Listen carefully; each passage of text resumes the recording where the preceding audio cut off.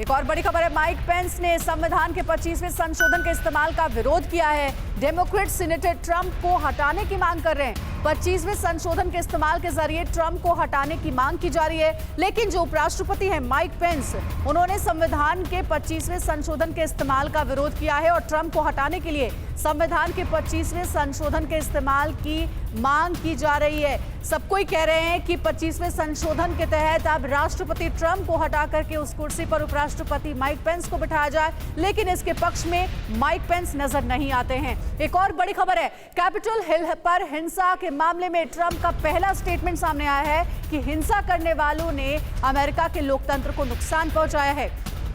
हिंसा करने वालों के खिलाफ कार्रवाई होगी, ये भी कहा है ट्रंप ने। मेरा ध्यान अब सत्ता के हस्तांतरण पर है। तो ट्रंप ने आखिरकार अपनी गलती मानी है और यहां तक वो कह रहे हैं कि जिन लोगों ने भी मिलकर के संसद को हाईजैक करने की कोशिश की, वहां हिंसा की, उन सब के खिलाफ कार्रवाई होनी चाहिए। लेकिन बड़ा सवाल ये है कि कहा जा रहा है कि ट्रंप ने ही पहले उनको उकसाया था, प्रोवोक किया था, उसके बाद ही इतनी तादाद में ट्रंप के समर्थक इकट्ठे होते हैं और फिर संसद में सीधे घुस जाते हैं, वहां पर हिंसा करते। वो सारी तस्वीरें भी आपने देखी है और अब अपने उन्हीं समर्थकों को कह रहे हैं ट्रंप की वो सभी हिंसक प्रवृत्ति के लोग थे, उनके खिलाफ सख्त कार्रवाई होनी चाहिए। हिंसा में ट्रंप की भूमिका की भी हालांकि इस बीच जांच होगी, लेकिन अब ट्रंप को ये रियलाइज हो गया, ये एहसास हो गया है कि उन्होंने बहुत बड़ी गलती की और इसलिए सबके सामने आकर के अपनी गलती को स्वीकार करते हुए कह रहे हैं कि जो भी लोग हिंसा कर रहे थे उनके खिलाफ कार्रवाई हो।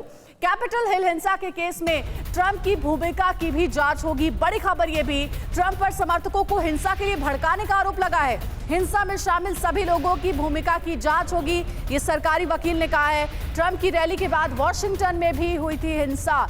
तो वॉशिंगटन में किस तरीके की तस्वीरें आपने देखी थी, TV9 भारतवर्ष ने एक एक अपडेट आपको दी थी कि किस तरीके के हालात बन गए थे।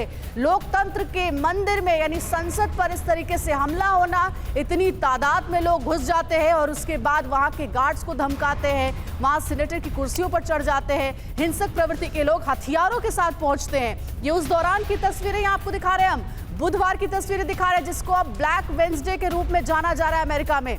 बड़ी खबर, कैपिटल हिल हिंसा के मामले में अब 15 केस दर्ज किए गए हैं। उपद्रवियों पर अवैध तरीके से बिल्डिंग में घुसने का आरोप लगा है, सरकारी संपत्ति को नुकसान पहुंचाने और चोरी का आरोप लगा है। हंगामा कर रहे लोगों पर फायरिंग का भी आरोप लगा है। यूएस सुप्रीम कोर्ट में हिंसा के मामले में कुल 40 केस दर्ज किए गए हैं। परवाह देश की, सोमवार से शुक्रवार रात 10 बजे TV9 भारतवर्ष पर।